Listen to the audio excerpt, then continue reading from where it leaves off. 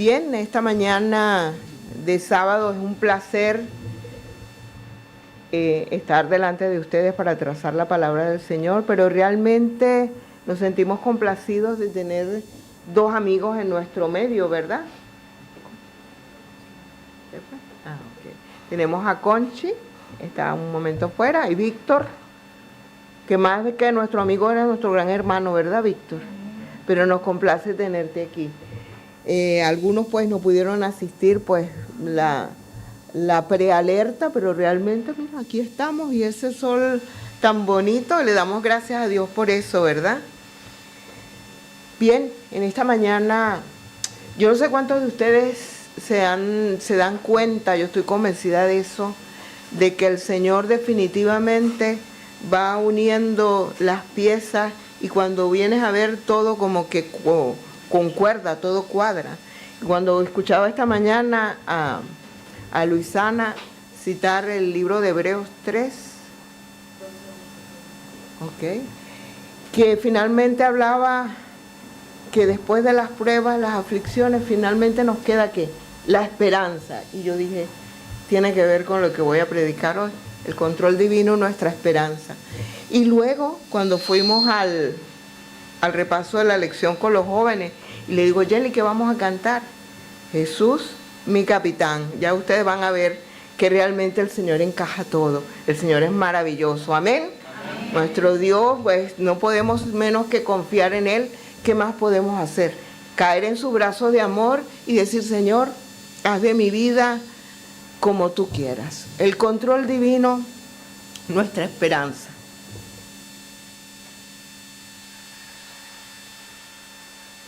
Bien, en el año, algunos recuerdan, los más jovencitos y los más niñitos, pues seguramente no, pero el 11 de septiembre para muchos de nosotros que tenemos ya unos años, lo recordamos, el 11 de septiembre del 2000,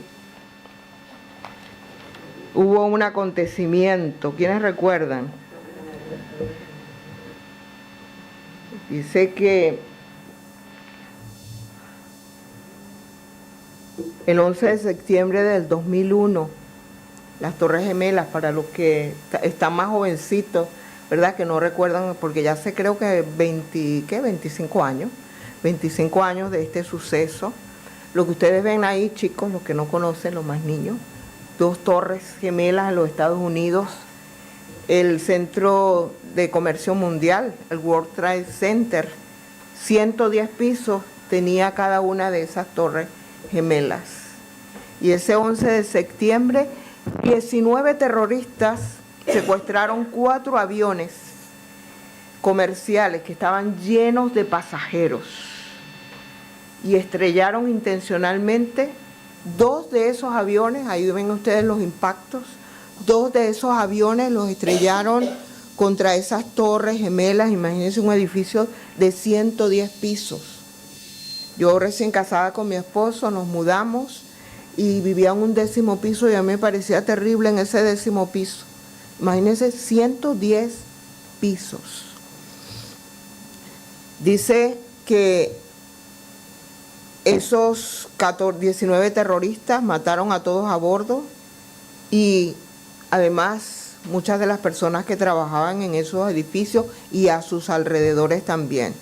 Dice que un tercer avión se estrelló contra el Pentágono, sede del Departamento de Defensa de los Estados Unidos, y el 4º avión cayó en un campo abierto cerca de Shanksville, en Pensilvania. Y esto gracias a que los pasajeros pelearon, digamos así, se enfrentaron a estos terroristas y pues no se pudo lograr donde ellos querían impactar el avión y pues cayó en ese campo, pero igualmente los pasajeros y los tripulantes murieron. Se estima que unas 3.000 personas murieron en ese atentado. Y solo porque estos hombres que no conocían lo que era el verdadero amor de Dios, estos hombres con unas mentes perversas, maquinaron ese atentado y murieron tal cantidad de personas. Y los resultados, tragedia, muerte, dolor y sufrimiento. Hubo un final trágico porque el control pasó a manos de estos psicópatas, hombres que no conocían el verdadero sentido del amor. La historia de cada uno de nosotros puede resumirse con la respuesta a la pregunta: ¿quién estuvo, quién está y quién estará en los controles de tu vida? De eso se trata. ¿Quién estuvo, quién está y quién estará al control de tu vida? Y es lo que vamos a ver en esta mañana. También quiero contarles otra historia. Era un viernes 14 del mes de Nisan, para nosotros el 27 de abril más o menos del año 31 después de Cristo. Era día de Pascua cuando Jesús murió. Muchos de nosotros conocemos esta historia. Ya en pocas semanas estaremos celebrando lo que llaman, o se estará celebrando lo que llaman la Semana Santa. Es un buen recordatorio del sufrimiento de nuestro amado Jesús. Pero, ¿qué fue lo que realmente mató a Cristo? Está comprobado, porque algunos se han dedicado a estudiar esto de la muerte de Cristo. Y el costado de Cristo fue atravesado por una lanza.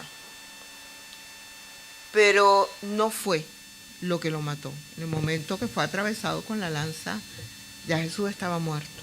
Dice que de esa herida brotó sangre y agua, lo que se pudo determinar científicamente que Jesús ya estaba muerto y su corazón se había partido literalmente.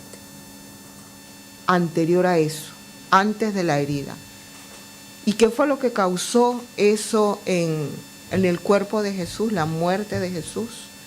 El dolor, el sufrimiento que sentía, el dolor mental por no poder. ¿Recuerdan cuando Jesús le dice en el Getsemaní a su Padre: Señor, si es posible, pase de mí esta copa? Él estaba diciendo: Señor, si puede hacerse de otra manera, porque recordamos que Jesús vino como hombre y estaba sufriendo en carne propia lo que sabía que le tocaba afrontar. Le dijo: Señor, si es posible, pase de mí esta copa, pero si no, hágase de acuerdo a tu voluntad. Y era necesario porque tú y yo necesitábamos tener la seguridad de la salvación. Y Jesús dijo: adelante.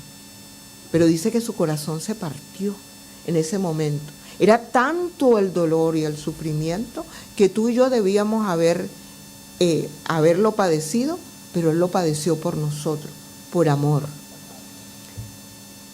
Y recordamos que ahí estaban ¿quiénes? Sus seguidores, sus discípulos. ¿Qué escena debió haber sido aquella a los ojos de sus seguidores? Ver a su maestro, con quien habían estado andando 3 años y medio.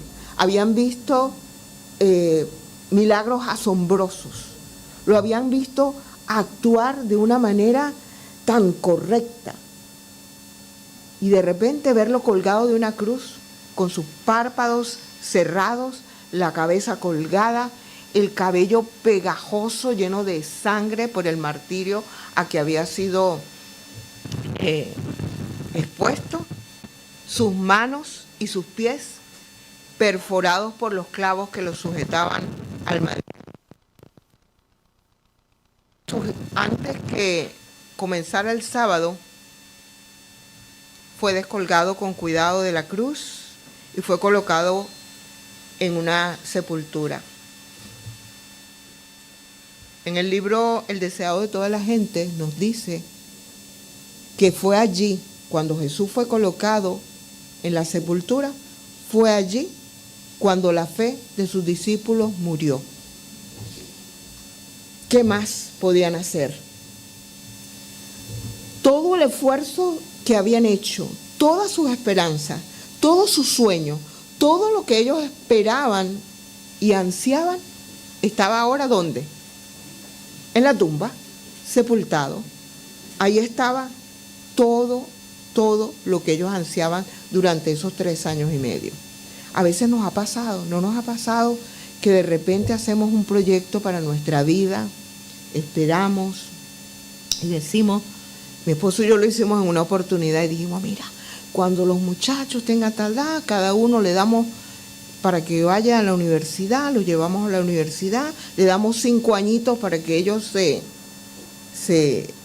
acomoden y se enderecen un poco, y de ahí en adelante nos vamos tú y yo a disfrutar nuestra jubilación. Ve a ver dónde estamos nosotros. Ve a ver dónde estamos nosotros. Pero yo le agradezco a Dios igual por eso. Porque una cosa es lo que yo proyecto en mi vida y otra cosa es que el Señor dirige las cosas, ¿verdad?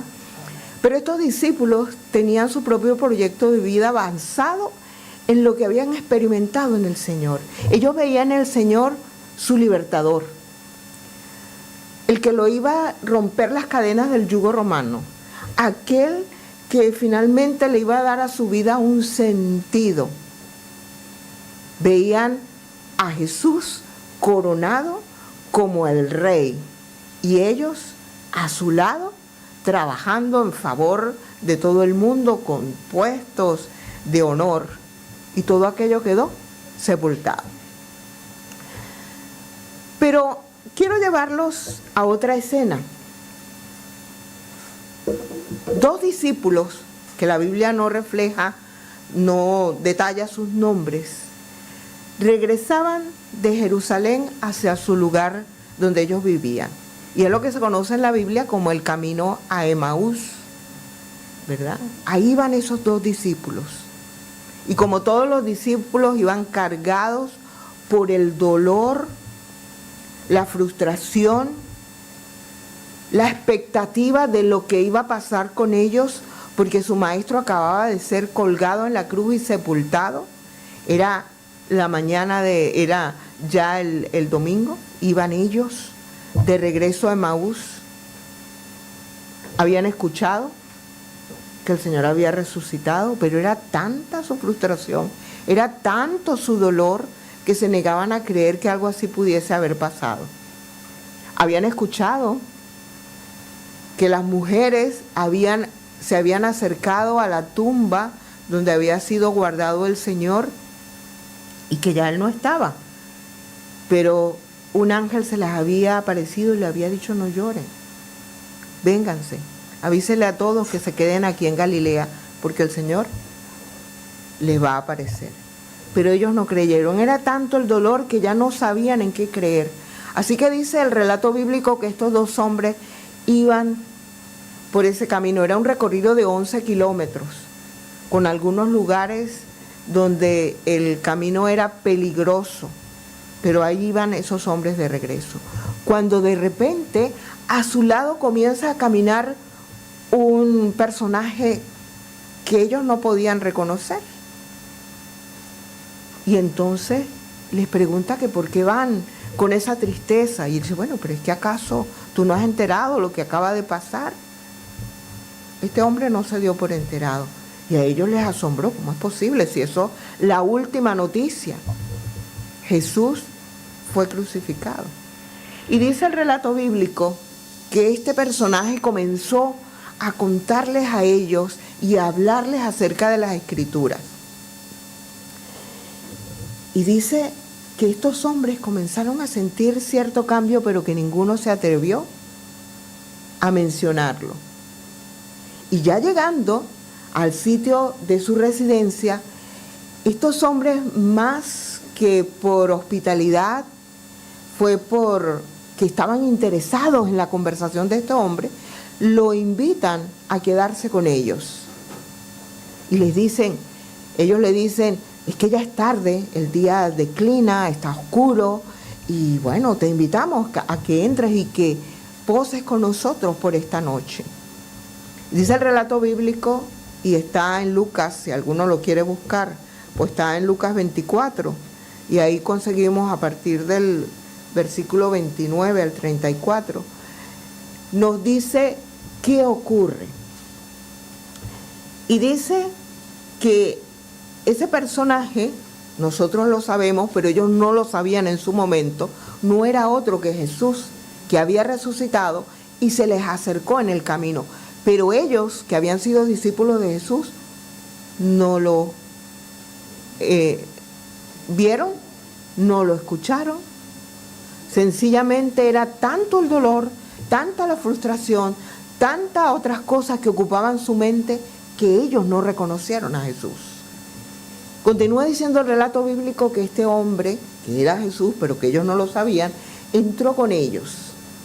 Y dice que se sentó a la mesa porque ya era hora de la comida. Y dice que este hombre hizo algo que no le correspondía hacer al invitado. Esto lo hacía el dueño de la casa, el que invitaba. Pero Jesús se sentó a la mesa, bendijo el pan, lo partió y le sirvió a cada uno de ellos. Y fue en ese momento cuando ellos vieron las marcas en sus manos y reconocieron que era Jesús. Y de repente, dice el relato bíblico, que Jesús desapareció. Pero ese encuentro con Jesús llenó de vida esa esperanza que para ellos estaba muerta. Y dice el relato bíblico que lo primero que ellos hicieron fue emprender ese camino de 11 kilómetros hacia atrás, otra vez, para ir a Jerusalén y contarles a todos que Jesús había resucitado, que Jesús había estado con ellos, que Jesús estaba vivo, y contarles las buenas nuevas que tenían ellos que contar. No les importó recorrer nuevamente el camino, no les importó el peligro. Yo me los imagino corriendo, porque cuando venían de regreso yo me imagino esos pasos, casi arrastrando. Pero esas buenas nuevas que tenían que contar, yo me imagino que esos 11 kilómetros los recorrieron en un tristran, en un momento, ¿verdad? Y yo me los imagino que de repente se caían y se levantaban y seguían corriendo porque tenían algo grandioso que contar. Yo quiero que de una manera didáctica podamos también analizar lo que fue esa experiencia de esos discípulos y que es tu experiencia y mi experiencia. La diferencia cuando Jesús no está al control de mi vida, pero cuando yo decido entregarle el control de mi vida a Jesús, las cosas cambian. Y hay 4 elementos que destacan en este relato bíblico. La visión. ¿Cómo estaban ellos en su estado inicial? Estaban desilusionados, frustrados. ¿Cuántas veces no nos hemos sentido así en la vida? Por cualquier cosa que a veces nos acontece. Nos sentimos tristes, desilusionados, frustrados, ya no queremos avanzar más, estamos desanimados. Así estaban esos discípulos. Y se le acerca aquel extraño, pero ellos, sus ojos no reconocen a Jesús. Mis queridos, las situaciones por las que pasamos a veces nos hacen perder de vista a Jesús. Nos hacen perder la vista y perdemos la idea de que hay un Dios arriba en el cielo que está pendiente de todas nuestras circunstancias. Ellos tampoco lo reconocieron. La audición, ¿escucharon? Habían estado 3 años y medio con Jesús y debían estar familiarizados al menos con su voz. Y Jesús les habló. Pero eran tanta la carga que ellos tenían de frustración y desilusión que Jesús les habló. ¿Y qué pasó? No lo reconocieron. Caminaron 11 kilómetros con Jesús y no lo reconocieron. ¿Cuánto tiempo estamos nosotros recorriendo nuestra vida? No 11 kilómetros, 10 años, 14, 20, 50, 60, no sé. Y Jesús nos habla y no estamos escuchando. Dirección. ¿Hacia dónde iban ellos? Iban a Emaús, a su lugar de residencia, pero realmente estaban yendo en la dirección contraria a la dirección que Jesús les había indicado. Recuerda que les hablé que el ángel se le apareció a las mujeres en la sepultura y les dijo, avísale a todos que no se vayan de Galilea. Y ellos decidieron irse en dirección contraria. ¿Cuántas veces los problemas y las vicisitudes de la vida nos hacen ir en dirección contraria a la que Dios quiere que vayamos? Huimos de Dios en lugar de acercarnos a Dios en medio de nuestros problemas, de nuestras vicisitudes, de nuestras situaciones difíciles. Huimos y vamos en dirección contraria. Y fue precisamente lo que estos hombres hicieron. Y el ánimo, ¿cómo estaba el ánimo de estos hombres? Tristes, desalentados, desilusionados. ¿Cuántas veces nos hemos sentido así? Tengo un plan y me parece que es el plan maravilloso, el plan de mi vida, y de repente parece que todo eso se va como desmoronando y digo, ¿y ahora qué hago? Y nos sentimos desesperados. Esos hombres estaban así. Pero fíjense el estado final. Cuando el Señor Jesús toma el control de sus vidas, cuando el Señor Jesús le demuestra y le dice, aquí estoy yo. Cuando el Señor Jesús se sienta a la mesa en esa ocasión, bendice el alimento, lo parte y lo sirve, el Señor Jesús tomó el control. Pero no solamente tomó el control al servir el alimento, tomó el control de los corazones de estos discípulos y le demostró que Él estaba vivo. El Señor Jesús quiere demostrarte en esta mañana que está vivo. El Señor Jesús quiere que tú lo invites a hospedarse en tu vida y el Señor Jesús quiere tomar el control de tu vida. Que tú te quedes sencillamente tranquilo. El Señor Jesús montones de veces les habló a personas en la Biblia en diferentes situaciones y les dijo, no temas, no llores, estate quieto, tranquilo. Cuando alguien le hablaba de muerte, el Señor Jesús hablaba de vida y de vida eterna. Cuando el ciego se acercó Jesús al ciego, el Señor le dijo, ¿qué quieres que haga? En esta mañana el Señor te dice también, ¿qué quieres que hagas? ¿Qué quieres que haga por ti? ¿Qué necesitas que yo haga por ti? No temas, no llores, no te angusties, yo estoy aquí para ayudarte. Cuando el Señor Jesús toma el control, nuestros ojos pueden verlo con claridad, pero Él siempre camina a nuestro lado. Lo que pasa es que a veces las situaciones nos nublan la vista y no nos damos cuenta que Jesús está a nuestro lado. Jesús está a nuestro lado, está a tu lado y a mi lado. La audición. Estos hombres, cuando iban caminando con Jesús al lado, aunque no sabían que era Jesús, pero no pudieron en principio reconocerlo. Pero cuando ellos ven que es Jesús y comprueban que es Jesús, ellos dicen, con razón, mientras Él hablaba, algo ardía en nuestros corazones, algo se movía dentro de mí. Yo no sé cuántos de ustedes han experimentado eso. Nos negamos a oír, pero a medida que nos vamos relacionando, y tal vez eso está ocurriendo en algunos en este momento, están escuchando de Jesús y aunque se niegan, porque a veces nos negamos, porque ponemos peros y ponemos ciertas situaciones, pero no podemos negar que la palabra de Dios es viva y eficaz y penetra hasta partir el alma, dice la Biblia. Y las palabras de Jesús movían el corazón de esos discípulos, aunque no sabían quién era. Y ellos después reaccionaron y dijeron, con razón, algo ardía dentro de nosotros.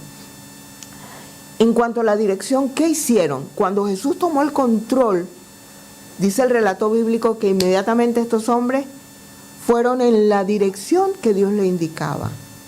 Mi querido amigo que nos visita en esta mañana, Conchi, la amiga que nos visita, Vicky, bienvenida, Víctor, y cualquiera de nosotros, porque el hecho de que estemos aquí no quiere decir que vamos en la dirección correcta. Raúl, no sé, el hecho de que estemos aquí no quiere decir que todos nosotros vayamos en la dirección correcta, porque podemos estar aquí sentados, pero yendo en la dirección que el Señor no nos indica. Yo quiero invitarte en esta mañana que prestes oídos, que le des una oportunidad al Señor. Y como estos hombres en Emaús, le digas, Señor, quédate en mi vida, hospédate en mi vida y muéstrame quién eres. Toma el control de mi vida. Yo ando sin dirección ahorita, pero indícame cuál es la dirección por la que debo andar. Finalmente, ese ánimo que esos hombres llevaban de desaliento, de confusión, de frustración, se tornó en una esperanza renovada, ¿verdad, Luisán? Una esperanza renovada, y dice que ellos estaban ahora llenos de alegría, no les importaba si tenían que recorrer lo que tenían que recorrer. Mi querido, eso ocurre cuando Dios entra en nuestra vida y toma el control. No nos importa lo que tenemos que enfrentar, no nos importa lo que tenemos que hacer, porque sabemos que el Señor está al control de nuestras vidas. A veces para muchos, ¿verdad?, ver tanta maldad a nuestro alrededor y tanta injusticia que muchas veces nos toca muy de cerca.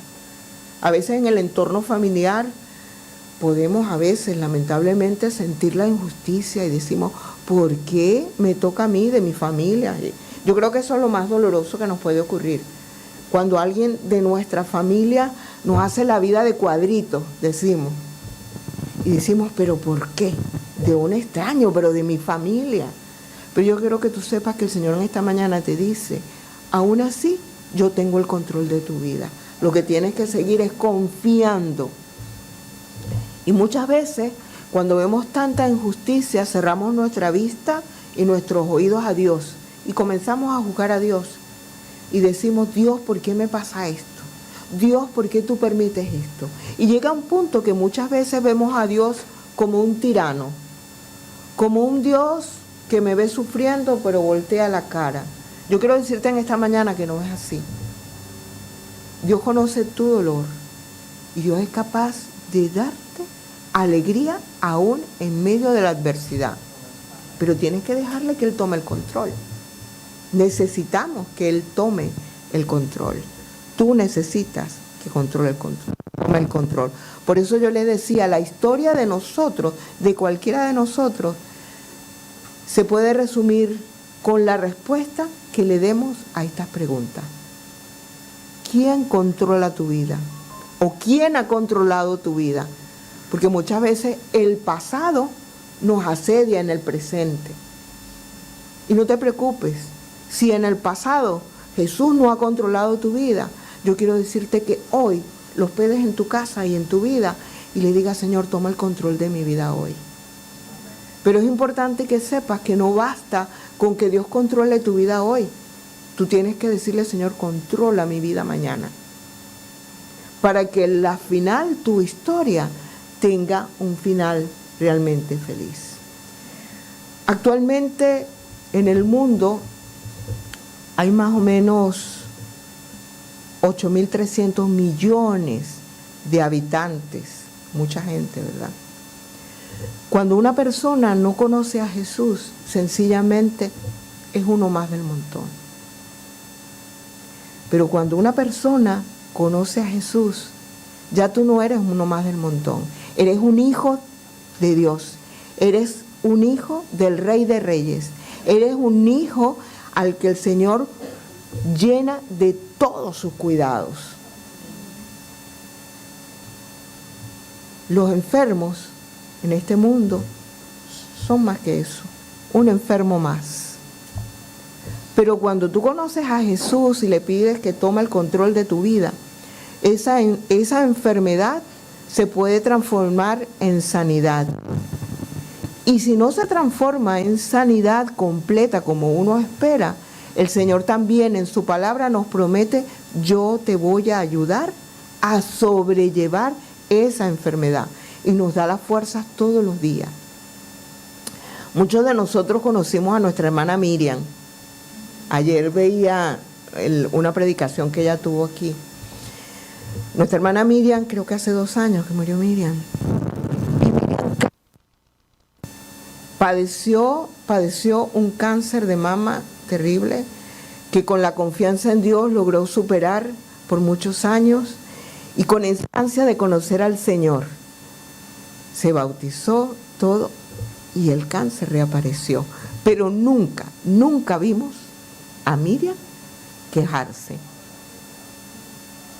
Recordamos que cuando venía los sábados decía, ay, me quieren ver embarazada, mire cómo me veo embarazada, qué bonita me veo. Y era el líquido que tenían que sacarle esa semana. Pero nunca vimos a... ¿Ven la diferencia? Aún la enfermedad más crítica, cuando Dios tiene el control de nuestras vidas, la sabemos sobrellevar con su ayuda. Y un muerto de esos 8.300 millones de habitantes, ¿qué es un muerto? Un muerto más.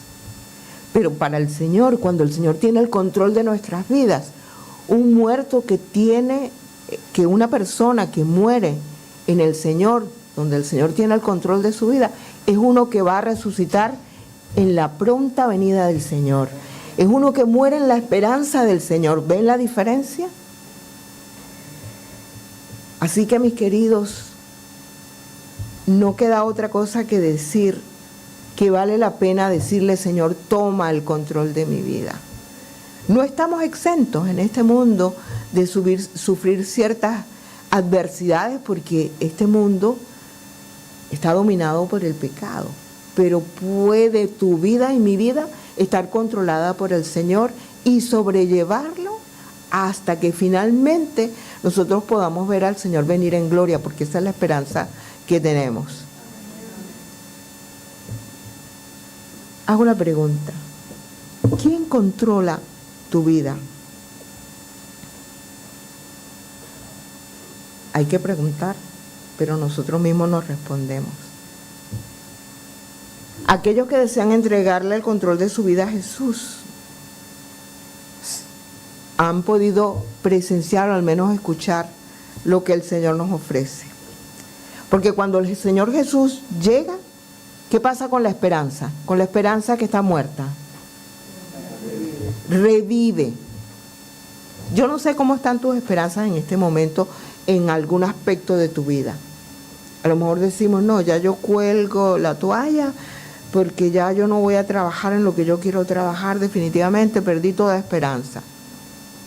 Pídele al Señor que tome el control de tu vida. Yo perdí toda esperanza con mi familia, porque pídele al Señor que reviva la esperanza y tome el control de tu vida.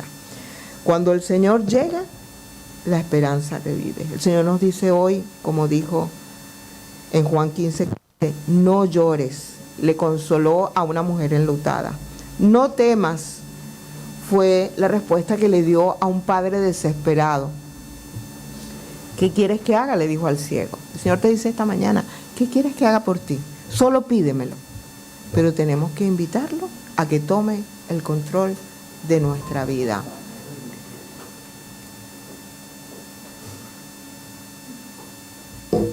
Siempre me ha gustado esa imagen desde que entré en la iglesia. Alrededor de nosotros puede haber tempestad. Ayeli, Jesús es mi capitán. Por eso digo que el Señor lo dirige todo. Cantábamos con los jóvenes esta mañana ese canto, Jesús es mi capitán, ¿verdad? Y tengo la seguridad, decía el canto, que no voy a naufragar, porque Jesús es mi capitán. ¿Quieres naufragar en esta vida? No. ¿Cuánto queremos naufragar en esta vida? Yo sé que ninguno. Queremos salir adelante. Así que yo te invito en esta mañana que donde quiera que te vayas, a tu casa, donde estés, la situación por la que estés pasando, recuerda este relato. Y recuerda que el Señor Jesús quiere tomar el control de tu vida, pero no para destruirte, para levantarte, para darte esperanza, para revivir tu esperanza. Así que mis amigos, mis hermanos, como los discípulos de Emaús, ¿qué hicieron estos hombres cuando supieron que Jesús estaba en su vida? Que había estado en su casa. ¿Qué hicieron? ¿Qué hicieron estos dos hombres cuando se dieron cuenta que Jesús era Jesús? Y fueron a contarle. Así que la invitación para mis amigos primeramente es que hospeden a Jesús en sus vidas y van a ver el cambio. Y para mis hermanos, ya que nosotros hemos conocido y el Señor ha revivido esa esperanza en nosotros, vayamos a contarla, porque otros necesitan también conocer de esta maravillosa esperanza que arde en nuestros corazones. Conchi, Vicky, ustedes han sido invitadas porque en nuestros corazones arde esa esperanza. Raúl, en nuestros corazones arde esa esperanza y queremos compartirla con ustedes. Víctor, también. Yo sé que en el corazón de Ainhoa comenzó a arder esa esperanza y queremos compartirla con ustedes. Pero a ustedes les compete invitar al Señor para que tome el control de sus vidas. Que el Señor les bendiga. Hermanos, con estas palabras entonaremos las estrofas del himno 236. Himno 236. A Jesús se entrega todo. Por favor, de pie.